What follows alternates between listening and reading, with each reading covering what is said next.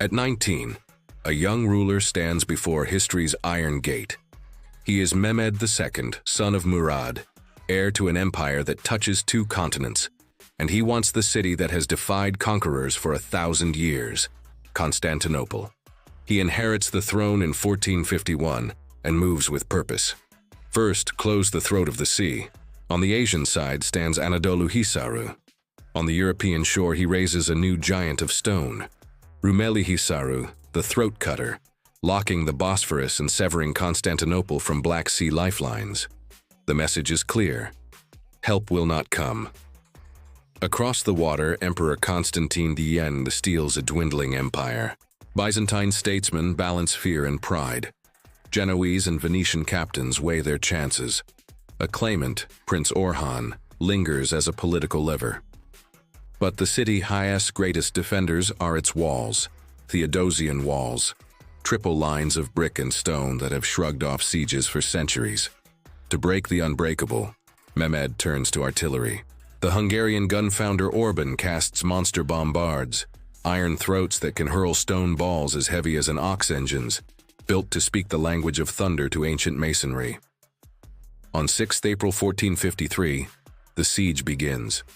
From land and sea, Ottoman ranks coil around Constantinople. On the walls stands Giovanni Giustiniani, a veteran whose courage rallies the defenders. For weeks, cannon fire beats a rhythm against the city's skin. Sappers mine, engineers fill moats, towers creep forward, and the night burns with fire arrows and prayers. A chain bars the Golden Horn harbor, steel across water. If Mehmed cannot sail into the Horn, he will do the impossible: sail around it. In a stroke of audacity, he drags ships over land, greasing timbers and hauling the fleet across the hills of Galata, sliding them back into the Horn behind the chain. The defenders wake to masts where there were none. The city's breath shortens. Assault follows assault. A breach opens. Greeks and their allies plug it with men and prayer. The bombards speak again. The air turns to dust and iron. The siege grows heavy, on bodies, on spirits, on stone. 29 May 1453, the final storm breaks.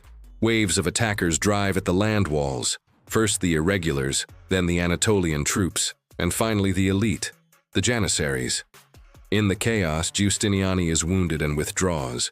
A linchpin is pulled from a shaking door. At the St. Romanus sector, the line buckles. Ottoman banners bloom where once the double-headed eagle flew. Constantine V fights and falls, an emperor disappearing into legend and dust. The city is taken. The Byzantine Empire ends. Mehmed enters the capital he has coveted since boyhood. He rides to Hagia Sophia, the great church, and orders it preserved and transformed. Then he claims not only a city, but a heritage, Caesari Rum, Caesar of Rome, announcing a new chapter of empire. Conquest is only half his vision. A capital must live. He sets administrators to repopulate the city, calls craftsmen and merchants, restores walls, builds madrasas, hospitals, kitchens, Topkapi Palace, and the Fatih Mosque. He confirms the Orthodox Patriarch in his seat with new guarantees, binding diverse peoples by law rather than fear. The ruins begin to beat like a heart again. Mehmed is not merely a sword, he is a mind.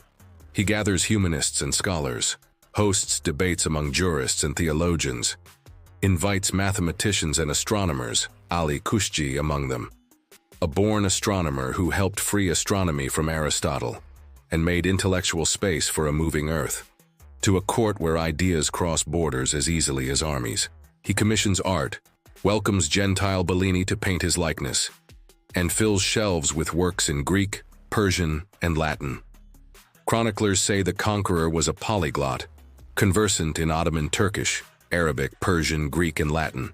Some sources add Serbian, Italian, and Hebrew. Whether at treaty tables or in halls of learning, he could speak to empires in their own tongues. The blade that severed a millennium of resistance was guided by a mind trained in many languages. From his new capital, Mehmed pushes outward. Serbia, Bosnia, Morea, Trebizond, Wallachia, campaigns hammering rivals, consolidating trade routes, and framing the Ottoman world for generations to come. But the pivot of destiny remains that spring of 1453, when a young sultan matched will to vision and changed the axis of history. History remembers the cannons, the ships on greased logs, the breach at dawn. But the true conquest was larger than a city. It was the birth of a capital that would connect oceans of trade and seas of ideas, the meeting of East and West under a new banner. The proof that audacity, discipline, and learning can do what legend says is impossible. When empires tremble and gates seem eternal, remember the youth who stood before walls older than his ancestors and moved mountains of wood, iron, and will to reach his future. Mehmed II did not only take a city, he built a world. If you enjoyed this video, subscribe to Real Trend 6 for your daily dose of motivation.